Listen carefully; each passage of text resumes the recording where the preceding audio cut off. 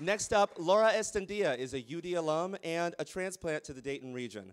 She's executive director of UpDayton. She's a cat lover, and she's here to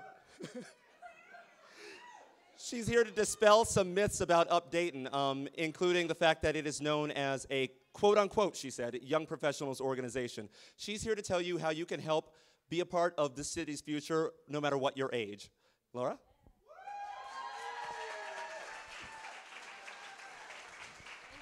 Thank you, Dante.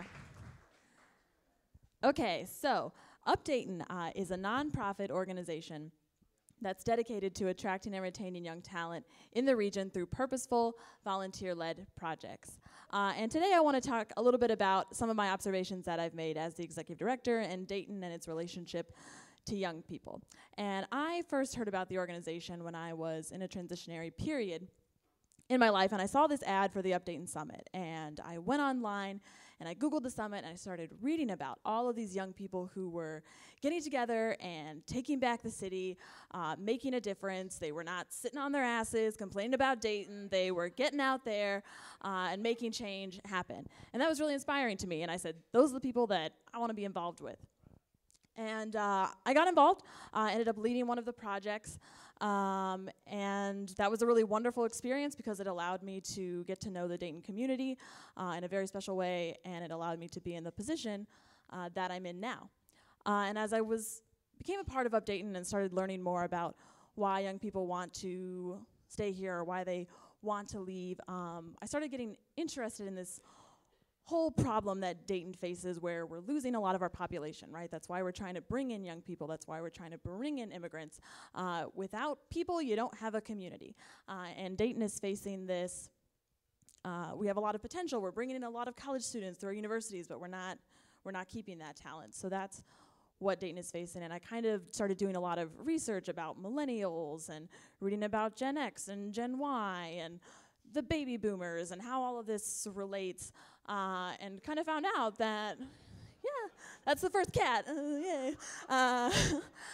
But I kind of figured out, like how does all of this tie in together and why is it important? And there was a Time magazine article that came out, and might remember it. You'll see it wasn't actually the meow, meow, meow generation.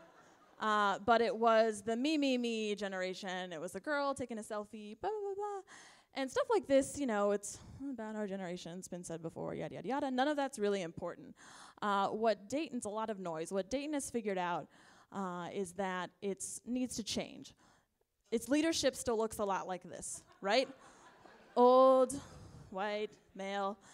But people are aware of this, and they're like, we need to change. We need young people. And if you're a young person and you're not involved, there are people who are looking for you, who want you to be a part of their leadership, but you've got to be involved for them to find you. So it's very, and I had an organization come to me recently, and they said, Laura, we want to start our own YP group. And I said, that's great, but do it right. And I'm not sure 15 years down the road if we'll say all of these YP groups were a good thing or not, but I know it will be a bad thing if there are not links. If you're not just going to put young people on your board, if you're going to make their own committee or whatever, you've got to make sure that there are links and that you guys are learning from each other and communicating and growing whatever organization you are a part of, because it's very, very important to do that. So UpDayton, we often get classified as a young professional group, but we technically don't have an age restriction. So you don't want to be this guy. This guy who says he loves young people, but doesn't actually pay attention to the young person that's in the cubicle just down from his office. He's in the meetings like, oh, young people, we need them. And we do need you. We need people like Yvette who are out mentoring and taking people under her wing and showing them the road and the way. Because believe me, we're standing awkwardly in a corner networking. Or whatever that looks like. So again, we need to learn from each other. Okay, yeah, so UpDayton does not technically have an age limit. And I hope that if you guys are ready to become an UpDaytoner, I'm going to tell you how you can do that, no matter what your age, and everybody's going to say, challenge accepted. Wow, like you mean it, Okay. All right, good UpDaytoners, think forward. They think about the future. If you come to UpDayton with an idea and you say, I want to build a monument to the Wright brothers, please go volunteer at Dayton History. They will love you. UpDaytoners, think forward. They're talking about the city in a positive way. Do not let your legacy be a tribute to someone else's legacy. Be like Bill, who's making his own blog and Facebook page and it's a tribute to Dayton. This thing is really cool.